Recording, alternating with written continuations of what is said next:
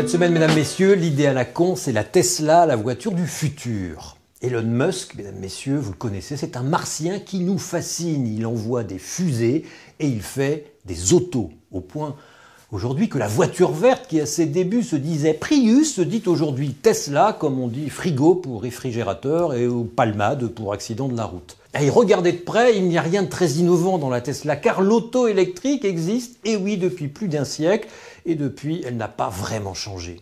Mesdames, messieurs, en 1900, je vous l'apprends peut-être à Paris, comme à Berlin d'ailleurs, l'essentiel des taxis roulait déjà à l'électricité. Le possesseur de voiture en 1900, c'est le même que celui qu'aujourd'hui a une Ferrari, une Maserati, une Lamborghini. Alors une voiture, c'était viril, c'était pour se déplacer, c'était pour plaire. Une voiture électrique, c'était silencieux, c'était tranquille. Alors qu'une voiture à essence, ça faisait du bruit, ça sentait mauvais. Et puis le mâle mettait en route à la manivelle. Alors voilà, je crois que c'est ça la vérité. C'était l'époque des batteries au plomb, lourdes mais amovibles, que les chauffeurs venaient échanger contre des plaines dans de nombreuses stations de recharge. La plus grosse était à Aubervilliers. Pour l'Automobile Club d'alors, la voiture au pétrole, sale, puante et polluante, n'avait aucun avenir. Et oui. Sauf que l'auto électrique a fini par pâtir de sa faible autonomie, déjà, du poids de ses batteries, déjà, alors que l'essence, plus facile à stocker, contenait 1000 fois plus d'énergie à poids égal que la meilleure des batteries au plomb. Tesla n'a donc rien inventé, mais innové. N'a rien inventé, si ce n'est une autonomie bien plus importante, mais cela a un prix, le poids.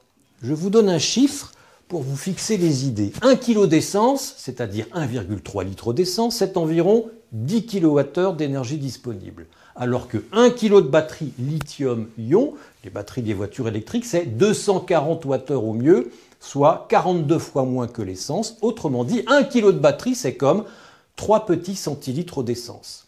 Je vous fais le calcul. Le réservoir de votre 208 fait 40 litres, soit 31 kg d'essence, c'est-à-dire 310 kWh d'énergie pour 700 km d'autonomie. Pour en avoir autant d'énergie avec une voiture électrique, il vous faudrait 1,3 tonne de batterie.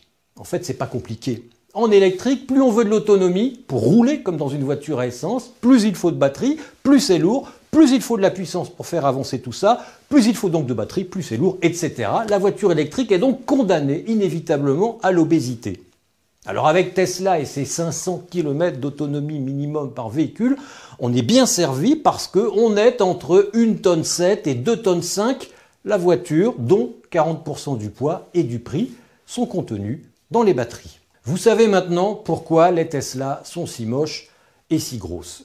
Ce qui crée deux problèmes d'être si gros quand on est une voiture. Déjà, plus la voiture est lourde, plus elle a nécessité de matière et d'énergie pour sa fabrication, plus son bilan carbone est donc important au moment où vous l'achetez.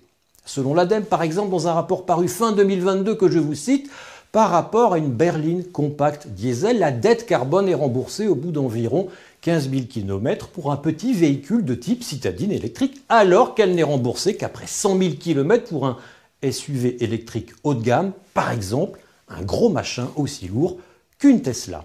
Une voiture électrique roulant en France a un impact carbone 2 à 3 fois inférieur à celui d'un modèle similaire thermique. Et alors là, on rentre dans les conditions.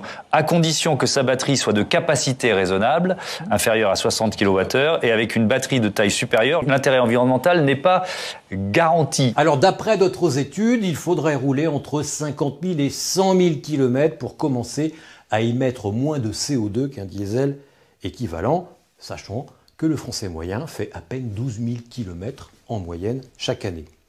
Autre problème de poids, plus une bagnole est lourde, plus ses pneus sont larges et plus vite elle les use. Cela libère des microparticules qui finissent dans nos poumons et dans les océans, sachant qu'un véhicule électrique est toujours 30% plus lourd qu'un véhicule diesel équivalent. Alors d'après une étude de l'OCDE parue en 2020, une grosse auto électrique genre Tesla émet au total et au final 3 à 8% de particules fines en plus que les véhicules à essence équivalents. Preliminary studies show that small increases in particulate matter might have led to a rise in mortality rates. Et je ne vous parle pas évidemment de l'origine de l'électricité qui alimente les Tesla. Non, en fait, je vais plutôt vous parler des sous. Pourquoi ? En 2020, la maison d'Elon Musk a annoncé son premier bénéfice après 17 années d'existence. 720 millions de dollars. grâce à ses ventes de voitures. Non, non, grâce au quota de CO2 que lui achètent les constructeurs de voitures qui polluent et qui sont obligés, sous peine d'amende, d'acheter les tonnes de carbone qu'ils continuent, eux, d'émettre. Bref, la voiture propre prospère grâce aux voitures sales. Ce qui a rapporté à Tesla quelques 1,7 milliard de dollars en 2020 et 3,3 milliards entre 2015 et 2021. Alors évidemment, ça va se tasser car de plus en plus de constructeurs fabriquent de plus en plus de voitures électriques, de plus en plus lourdes et de plus en plus chères. Mais en fait, Tesla s'en fout, c'est pas ça sa stratégie. Elle ne vend pas des voitures moches en vérité. Elle nous prépare, nous automobilistes, à acheter du service. Ces voitures ne sont que des vecteurs. Le but réel, la voiture autonome qui, lorsque monsieur et madame n'en auront plus besoin, tournerait demain toute seule dans les rues, le soir par exemple, en quête d'un client. Ce serait une sorte de location permanente entre particuliers qui permettrait d'amortir l'achat du véhicule. Alors en 2018, des chercheurs de l'université de Berkeley ont simulé ce que cela donnerait en proposant à chaque famille cobaye une voiture avec chauffeur pendant une semaine. Résultat, 60% de trajets en plus et le plus souvent, d'après les chercheurs, des trajets parfaitement inutiles. La Tesla, en fait, c'est juste une voiture habillée en vert pour ne pas changer nos habitudes compulsives, c'est-à-dire une idée à la con.